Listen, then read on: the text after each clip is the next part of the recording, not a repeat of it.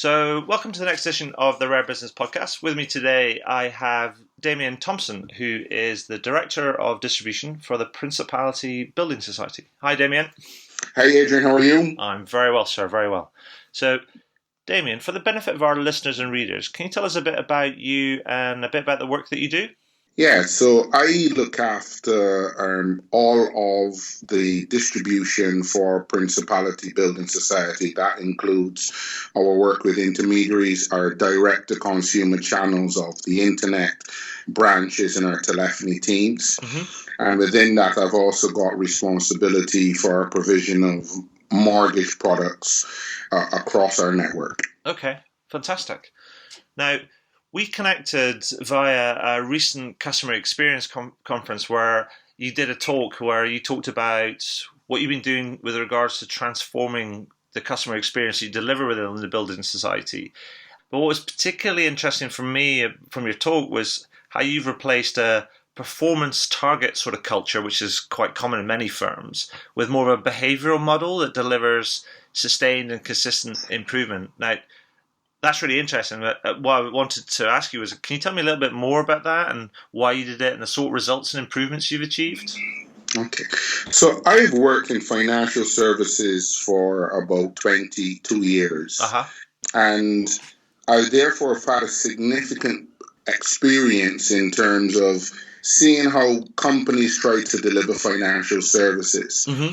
And how that impacts on customers, and more in particular, how that impacts on colleagues. Mm-hmm. And the first thing that I would say is within the banks and within the culture, there's been an individual culture, right. Individual performance culture, individual regional culture, individual division culture. Mm. And I think what that has driven is really a lack of focus around really putting the customer first. Right. So when you give people a performance target, they worry about their individual performance. And once that's achieved, do they really start to then worry about the customer and the organization's performance? So individuality drives certain issues, which has pervaded the banking world, but getting people to look at what does the customer want and how can we build on that to support the company's objectives has been something that I have really been working to try to change within our organization. So, for example, instead of people having individual targets which relate to performance or a number, why not spend a little bit more time talking to people about the behaviors we would expect to see, focused on customer service and differentiating the organization, and that started to pay rewards. Okay. Now, I think the thing that's interesting, if we sort of dive into that a little bit, is that I think there's a lot of people might be sat here listening to this and nodding their heads and going, yeah, no, that sounds kind of great, but is that not the one of the biggest challenges with moving from a performance target culture to more of a behavioral kind of model? Is it not managing the transition away from individual targets to something which is a bit more collective? And if so, what have you done to try and manage that transition? So I think there's three things that any leader, if you're thinking about doing it, are going to be your challenges. Yeah. If it's been a culture that's pervaded for a long time, mm-hmm. then changing that overnight is an absolutely unrealistic expectation. Right. So you need to set a time frame upon which you believe that you can achieve that.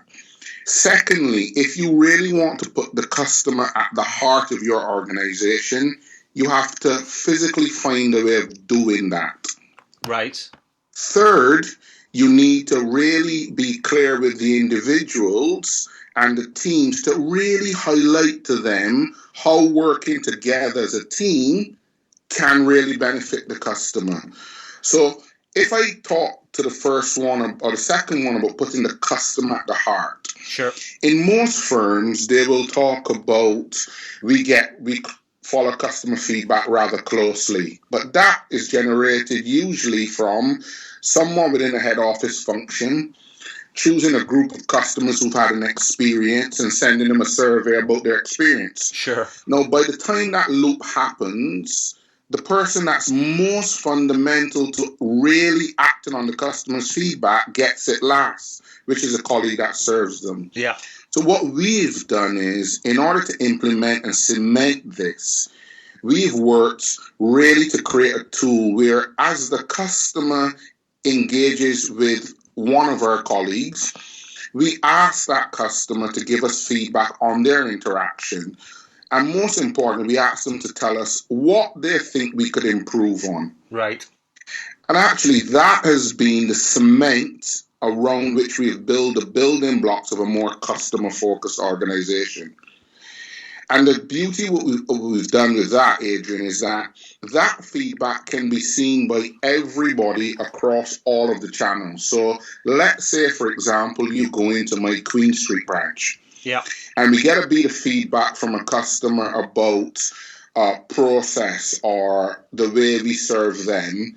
The next morning, everyone in all 54 of my branches, the chief executive, right down to the customer consultant, can see that. Mm-hmm. And therefore, you're asking them to create a behavior where, right, you've noticed that bit of feedback. How would that have happened? If that happened in your branch, how would you have responded? And therefore, someone in a branch who's 2,000 miles away can kind of go, that's how that customer felt about that. So if that happened in my branch today, how would we respond to make sure that that doesn't happen?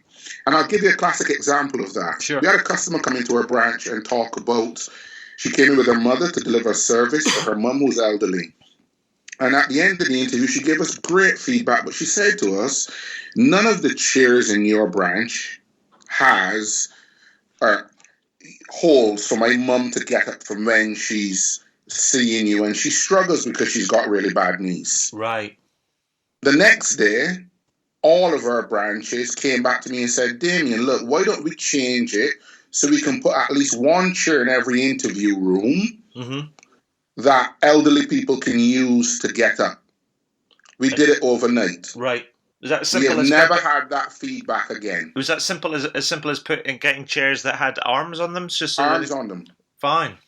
Brilliant. So when you look at reality of what customers are telling us, and then some of the stuff that they tell us would be things that are so simple to do. Yeah. So I'll give you an example. Sure. I have a real pet hate of if you're going into your financial services business and you're going to have a 2-hour interview and someone asks you if you'd like a cup of tea or coffee, it's not a cup of tea or coffee that would be made at home. Right. It would be something that comes out of a machine. Yes. I believe our customers should get real tea and coffee. You will not believe, Adrian, the compliments we get from customers for a real cup of tea and coffee. Yeah. And the complaints or the grudges we get from customers where we don't offer it. Right. Now, what's really interesting is the branches who are not offering it have seen the response from the customers who have had it and how wonderful that is. And then you start to ask the branch manager behavior around, how are you setting yourselves up for interviews? You maybe got 7 interviews a day where these customers are coming to us to talk about things that are really important. Why couldn't we make a cup of tea and coffee? And why are we not buying that from the local corner shop to help them support their high street, while at the same time giving our customers a fabulous experience? Yeah, it's you're right. I think it's fascinating, kind of like the feedback that you get and how kind of like some of the little kind of changes are just so simple. But yet, what I find fascinating is how we lose perspective in businesses around what's important. What's important to a customer. We kind of get lost in kind of what we think is important, and we forget to try and imagine kind of what it's like as a customer. No, imagine. So that was our first stage. Imagine the stage now where we've added a forum where people can come and talk about their experiences and what they've learned from customers and add it to the forum to help everybody in every branch in my call center across my teams to improve service. So there's a forum where people go and log on and say, look, we tried this and it was a really poor experience for the customer and we fixed it. So if you're in a branch, don't do this because it doesn't work. Right. And some of the feedback we get from there is significant. So what you start to create is if you start looking at measuring behaviors and differentiating with people around behaviors, you can start to say that the people who are the heroes within your organization, so people who deliver great service, get customers to give us feedback, but the ones who share things that can improve the customer journey. Right. So rather than moving away from saying the guy who delivers or sells 20 of these widgets is the best person, it's actually the best person is the guy who can get customers to respond to us, who can learn from it, and who can share his insights with the wider group. Right. And therefore, everyone starts sharing. You create this sharing economy, and everyone is looking towards what makes the company better. Yeah. Not absolutely. what makes their individual branch or their individual region or their individual division. I see. Because everyone's looking up at the big picture rather than trying to say, I've got this expertise and I'm going to keep it to myself, because keeping it to myself gets me a better reward and grows my part of the business rather than growing the whole of the business. Yeah, that makes sense. I mean, there's another idea that that I've come across, which some firms kind of use, and it's a way of kind of trying to encourage the collaboration and take it onto a different kind of level with regards to service, where, you know, so you're talking about how people deliver great service, but then also kind of measuring how much they share into the organization. So it has both an external and an internal sort of like kind of dimension to it. But another kind of dimension that I've seen some firms kind of do, which measures a collaboration dimension, is they measure things when they talk about. We were talking about football earlier, and we talk about kind of like in football they talk about goals and assists. Yes. And so some firms are actually talking about successful service interactions or being able to deliver successful service to a customer, but then also kind of measuring how many assists people get in terms of helping their colleagues deliver that great service too.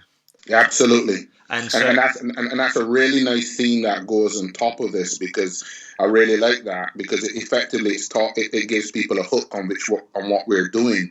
But the benefits are of such significance, because if you look at me as director of distribution, I've got people who look after intermediaries who provide mortgage business to us. Sure. So they're going into people's homes and they're choosing principality. Yeah. And I've got this group of people that go and work with these intermediaries. You know, these intermediaries have some of the best practices across the whole of the sector, and every single banking institution has this type of team. Yeah. But if you start to say to yourselves how much of what they're gleaning from the outside, how much of those great experiences, how much of that interaction that they're seeing from working with the best brokers in the marketplace gets fed back into your training and your support and your development of your own internal business, in most companies it's zero. Yeah. So what we are getting those guys to do is to share what they're seeing to support our guys in being better and delivering fantastic service for our customers. And they are rewarded within the same reward group of every single colleague. Right. Within the organization. So what's about is, if you cut it down to three things, I've got a strong focus on self-regulation. Right. There was a period where we as human beings had a great aptitude to keep on learning. Mm. And that's mostly when we were children, and we regulate ourselves to a certain degree. Mm-hmm. Then there's a second action, which is outside in. Yeah. What are you seeing inside your branch that would help someone outside? Yeah. Or what are you experiencing in a great service interaction when you go on holiday in a restaurant that you would think, I'll come back and share that with the business? Mm. And then the third one is speed of action. So when we see something going right or something going wrong, the speed at which we can share that and either replicate more of it or reduce it totally from our organization is critical. Yeah. And we're starting to see some really significant results. So up until today, mm-hmm. our NPS across internally within our business is very strong. Mm-hmm. But much more important than that, we've got about 50% of our customers who respond to the surveys we send them. Wow, that's cool. You know, if you look across the industry, that's on average about 4. Well, exactly. I mean, that just measures kind of engagement. Your engagement is off the chart. Off the chart. And not what we're trying to do now is to turn that into really building recommendation, really building focus, really keeping our promises to our customers, and then getting to the stage where we will go into our branches and said, you told us this, we have done that. Yeah. So the loop is continued for the customer of, they actually do something with this feedback. Yeah, that's perfect. and it's starting to really have really good examples and really starting to see the colleagues in the business who are absolutely on top of it and driving it through the organization. That's fantastic. Now, if I'm going to wind kind of back a little bit, you talked about the early parts, and you talked about sort of timeline and what it takes to sort of to do this, manage this transition.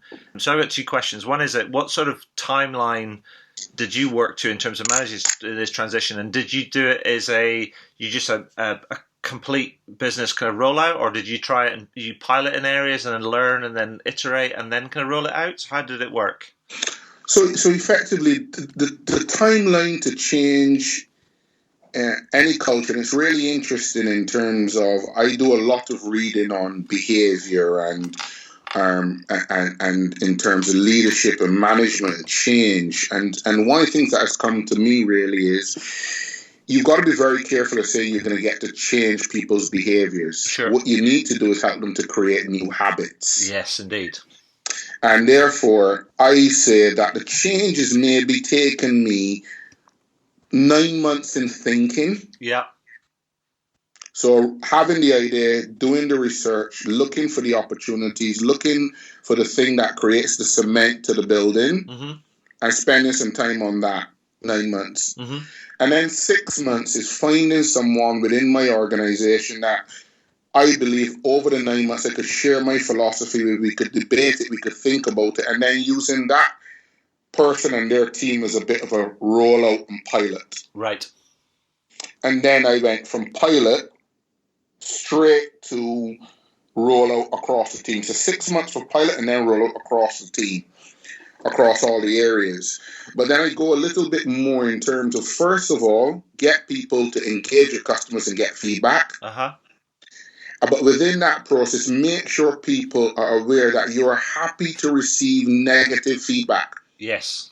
Because you want to learn, and therefore show people that by inciting negative feedback, there's no reaction to them as an individual, but there's a more affirming of the fact that we as a company are comfortable to learn from that.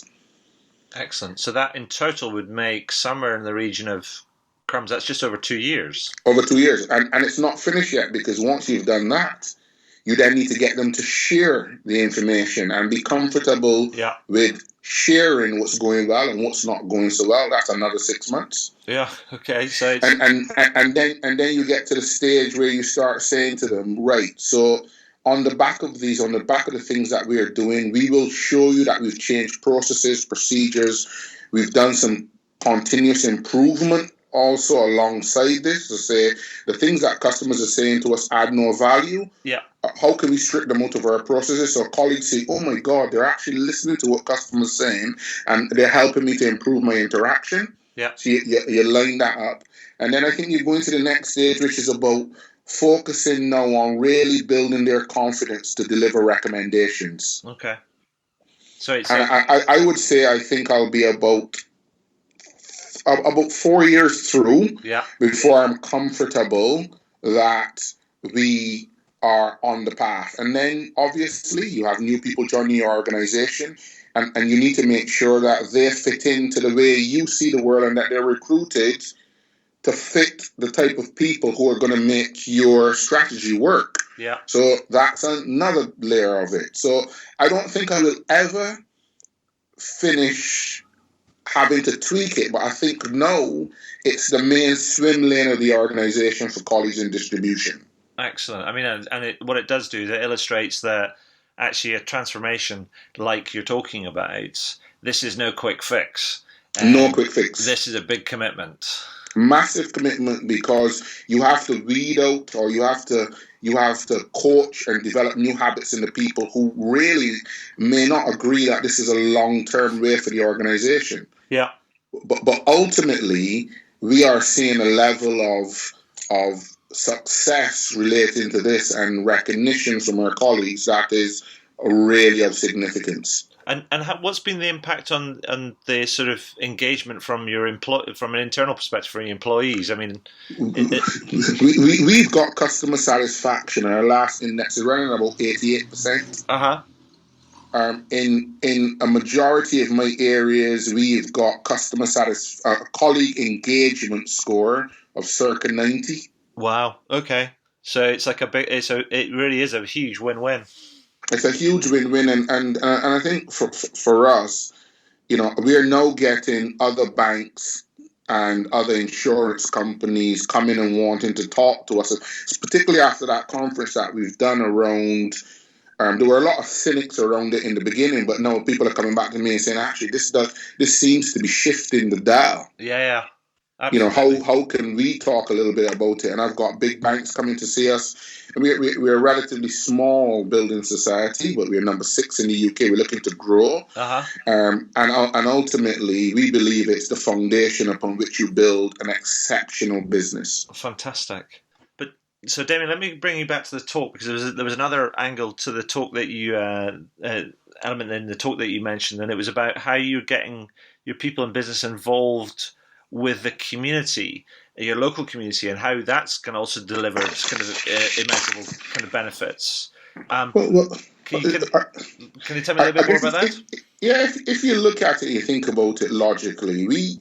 We are a building society who's been here for in excess of 150 years. We have branches that lie in the high street of where our customers live and work. Yeah. And we've always been very much focused on the communities. We hire people from the communities where we work.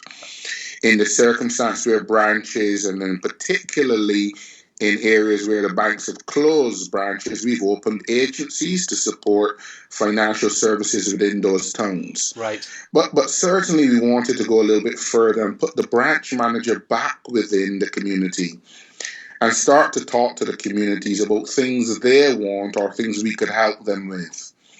And therefore, freeing up the time for colleagues to go and engage in things that will drive forward the community has been something that we've been very happy to do. But last year we took a little bit of a different tact where we said to the communities, tell us something within your community that you believe needs significant support. Right. And that is really making a difference in your community. And each branch, each unit of ours was invited the community to come in and make those nominations. And we had a tremendous degree of nominations. And in the end, the winner was a small charity based in Pembrokeshire, which allows children who are looking after their parents because of illness, drug addiction, other aspects, to get some semblance of normal life. Yeah. And this community group helps them to come out for a couple of hours a week and to do things. Okay. And we really supported that group. And at Christmas, we gave those children a Christmas party. Right. And the branch manager led it, the community led it, and that's what we're starting to see. And we've now brought somebody in dedicated to help us to engage across communities. Yeah. So far this year, we've raised about £40,000 that we've spent in local communities, engaging with them, doing things that would support them. And we're going to go even further. So some of the things that I'm thinking about would be, could we design a game that kids could play in the summer holiday? Right. That, for example, the child who gets the best score at the end of the summer gets invited into Principality to receive a prize or does something special for them. Or if we find that they've got a special talent, could we use that to recruit them into some part of our business? It might be around analytics or IT. Yeah. So how do we really start to engage the community and parents in something that helps to grow their children and grow their communities? Because part of what we look into is to make our communities better and thrive more. So we've got a number of new ideas that we're working through, but we keep colleagues really close to it. Yeah. We give them time to be able to do it. We support the branches in doing it. And, one of our branches, for example, in Prestatyn, has just been nominated for the High Street Hero Awards because the branch manager in that area has been working with businesses and saying, how do we keep this high street alive? Right. I'm going to help you to lead that. Right. I'm going to help to put some prosperity back into this high street. So they do special evenings on the high street where all the businesses come together. And we've been leading in that forum, in that area. Once again, we try to take that and would it work in other communities where we are? So being a part of the community, but being in a real demonstrable way is something that we've always done. Yeah. And now we're trying to take it to the next level. And I think that's one of the reasons why we have such a high level of engagement with our communities and such a high level of people responding to us, because customers can feel the genuine focus of an organization. Yes. I mean, it's also going to make it's also got this kind of feel to it that you are almost like by them for them. Yeah. I say to people, it's like an American business called FUBU. Right. For you, by you. Yes. And it's that type of stuff that we need to engender. And I think more and more and more, we don't do it because it's just the latest. We actually have been doing this for 150 years. So we know we are maybe better equipped than many of our competitors to take this to the next level. Well, absolutely. But it's also kind of, it means it feels like a logical kind of like extension of the other sort of stuff that you're doing. So if you're listening to kind of customers and getting feedback and actually looking at what's going on around you and feeding that back into your organization, and then it's almost like you're almost just establishing greater kind of roots yes. into the community, and so it feels like you're not a transient presence. You're there you're there for them. And I think what it does, Adrian, too, as well, is it challenges managers. Yeah. So if you look at where we are in most organizations, or I take your football team. Yeah. Yeah. If you've got a star striker, you can either choose to hope that you're going to win because he scores more goals than everybody else. Yeah. Or you can say, I've got a good player, but I can work on concentrating and developing everyone. Sure. Now, what the feedback allows us to do is to spot the colleagues that need our help as managers. Yes. And therefore focus our time on spending time with those colleagues and not just relying on the guys at the top who are going to put it in the goal, but try to develop everyone. Mm-hmm. And therefore, what you find within our organizations is that colleagues get the help that they want, that they need. Because the managers listen to what the customer is saying, going in and saying, have you thought about this? Yeah. I want to sit with you. I want to help you. And therefore, you get this organization. And one of the things that I believe is no one comes to work to do a bad job. Mm-hmm. So how do we help them to do an even better job? Yeah. And how do we make it behaviorally based? So it's something that you continually do. Absolutely. Damian, that's kind of fascinating. And I'm just a little bit conscious of time here. So is there anything else you'd like to add, or any top tips for any of our readers and listeners that are thinking about taking on a transformation kind of like this? I think three things I would say to people if they're thinking of taking on a transformation like this. Mm-hmm. First of all, utilize people outside of your industry. Right. Go and find best practice. It may be right in front of your face. Mm-hmm. It might be the exceptional chippy or the fantastic hairdresser. Yeah. It doesn't have to lie within your industry. Number two, be brave. Mm-hmm. Because what you may be trying to do may not be the norm within your industry. Sure. So therefore, make sure you've got real strength. Thirdly, plan appropriately. Do not give your boss or your organization false hope about it's going to be done quickly. Change in behaviors never is. Mm-hmm. And I think if you do those three things and you execute them brilliantly, you have a really good chance of success. Fantastic. So, Damian, that brings me to my final question that I always ask in these interviews. And the question is this. Is there anything that you would like to shamelessly plug? It's really interesting. When I saw it on the interview, I really thought about it. I guess what I would like to plug to people is there's somebody in your past that you've not spoken to for a significant period of time. Give them a call and say hello. Nice. I like to plug that. That's amazing. That's brilliant. I think that's Yeah, well, no, that says a lot. So thank you for that. That's brilliant. And Damien, thank you for your time today. That's kind of been brilliant, and what a fascinating story. And congratulations on your success. I mean, about making not just a real difference to the business, but also to the people in it, and kind of the customers that you serve and the communities that you're established in. It's been great learning all about that. So thank you very much. No problem, Adrian. Look forward to seeing you soon. Take care.